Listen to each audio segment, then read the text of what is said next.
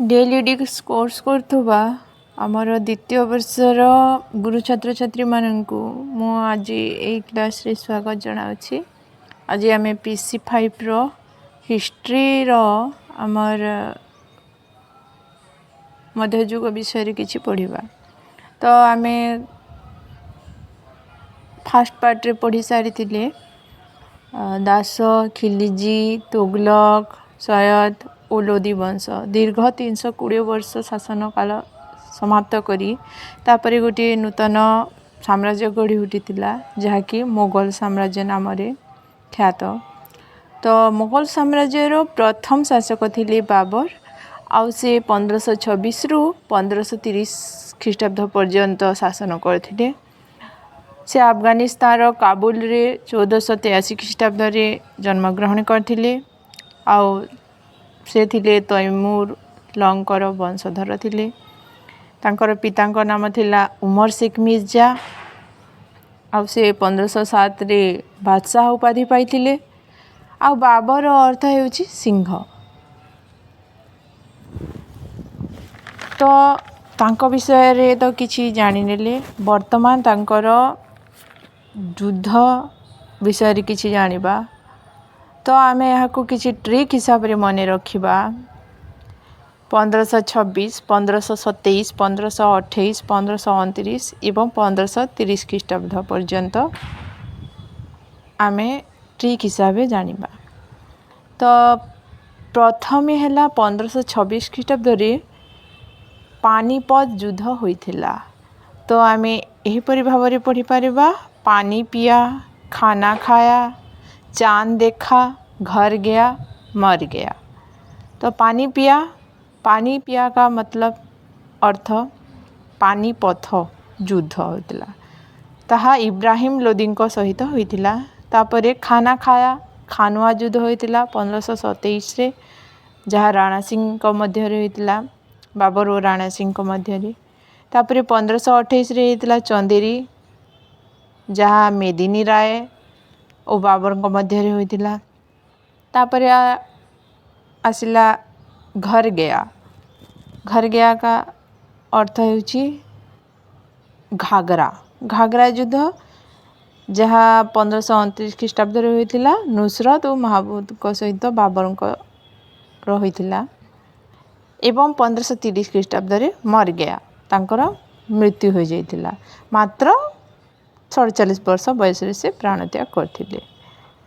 तापरे आसिले हुमायून तांकर पुओ हुमायून जे कि 1530 रु 1540 ख्रीष्टाब्द पर्यंत शासन करथिले। तांकर पिता थिले बाबर आउ तांकर माता थिले महाम बेगम आउ तांकर पूरा नाम थिला नासिर उद्दीन मोहम्मद हुमायून। से आग्रा रे राज्य अभिषेक करथिले। तापरे 1540 रु 1545 मध्य रे शेरशाह सूरी शासन करथिले। तो 1531 ख्रीष्टाब्द रे शेरशाह हुमायून को मध्य रे गोटे युद्ध होइतिला तार नाम होउची देवराज युद्ध। एथिरे हुमायून विजय लाभ करथिले। तापरे 1539 रे शेरशाह आउ हुमायून को सहित पुणी एक युद्ध होइतिला जहाँ कि चौसा युद्ध सेथिरे हुमायून परास्त होइतिले। एवं 1540 रे कनौज रे गोटे बेलग्राम युद्ध होइतिला। तापरे शेरशाह को राजत्व काल आसिला दीर्घ 1540 रु से 1555 ख्रीष्टाब्द पर्यंत शासन करथिले। तो 1555 रे शेरशाह को पुओ सहित सिकंदर सूरी शेरशाह को पुओ सिकंदर सूरी ओ हुमायून को मध्य रे गोटे युद्ध होइतिला जाको सरहिद युद्ध कहा जाउतिला। शेरशाह सूरी कालिंजी युद्ध रे प्राण त्याग करथिले आ तांकर समाधि थिला सासाराम रे। तापरे 1556 रे हुमायून मृत्युवरण करथिले। गुल बेगम बेग जे कि हुमायून कर भौणी से हुमायून नामा लिखिथिले आउ हाजी बेगम तांकर समाधि बनाइथिले। तापरे आसिले अकबर जे कि 1556 रु 1605 ଖ୍ରୀଷ୍ଟାବ୍ଦ ପର୍ଯ୍ୟନ୍ତ ଶାସନ କରିଥିଲେ। 1542ରେ ସେ ଜନ୍ମଗ୍ରହଣ କରିଥିଲେ ଅମରକୋଟରେ। ଯେତେବେଳେ ଶେର ଶାହ ସୁରୀ ଏବଂ ହୁମାୟୁନଙ୍କ ମଧ୍ୟରେ ଯୁଦ୍ଧ ହୋଇଥିଲା ତ ହୁମାୟୁନ କିଛି ବର୍ଷ ପାଇଁ ଅନ୍ୟ ରାଜ୍ୟକୁ ଚାଲି ଯାଇଥିଲେ ଏବଂ ସେଠାରେ ଆକବର ଜନ୍ମଗ୍ରହଣ କରିଥିଲେ। ତ ଆକବରର ଅର୍ଥ ହେଉଛି ଶ୍ରେଷ୍ଠ ଏବଂ ଶେର ଶାହର ସେନାପତି ଥିଲା ହିମୁ। ତାଙ୍କ ସହିତ ଦ୍ୱିତୀୟ ପାନିପଥ ଯୁଦ୍ଧ ହୋଇଥିଲା ଆକବରଙ୍କର, ଆଉ ଏଥିରେ ହିମୁ ପରାଜିତ ହୋଇଥିଲେ। ଏହା 1556 ଖ୍ରୀଷ୍ଟାବ୍ଦରେ ହୋଇଥିଲା। ଏହାପରେ ଆକବର ସିଂହାସନ ଆରୋହଣ କରିଥିଲେ। ଆକବର ଅନେକ ଭଲ କାର୍ଯ୍ୟ କରିଥିଲେ। 1561ରେ ସେ ଜିଜିଆ କର ଉଚ୍ଛେଦ କରିଥିଲେ। 1567ରେ ଜିଜିଆ କର ଓ ତୀର୍ଥ କର ଦୁଇଟି ଉଠାଇ ଦେଇଥିଲେ। 1575ରେ ଫତେପୁର ସିକ୍ରିଠାରେ ଇବାଦତ ଖାନା ନାମକ ଏକ ଉପାସନା ଗୃହ ନିର୍ମାଣ କରିଥିଲେ। 1576ରେ ହଳଦୀଘାଟ ଯୁଦ୍ଧ ହୋଇଥିଲା। ଏହା ମହାରାଣା ପ୍ରତାପ ସିଂଙ୍କ ସହିତ ହେଉଥିଲା।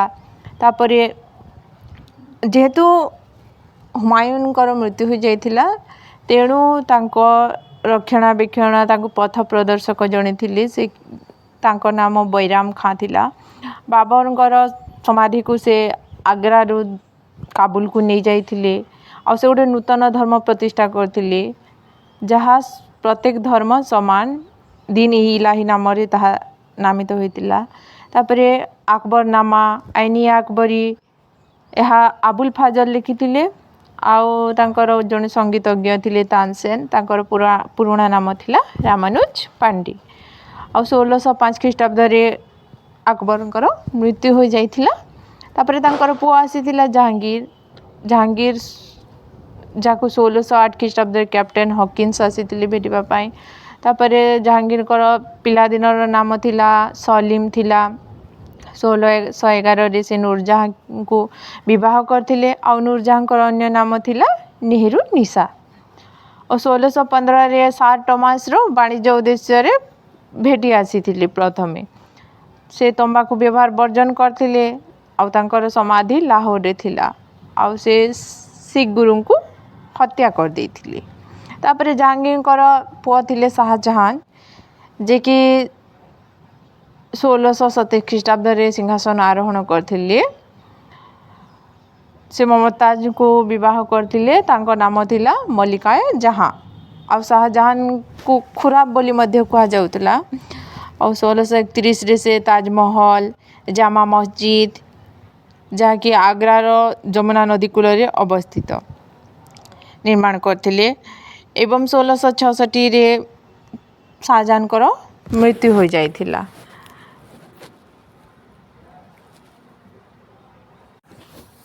ତାପରେ ତାଙ୍କର ପୁଅ ଥିଲେ ଔରଙ୍ଗଜେବ।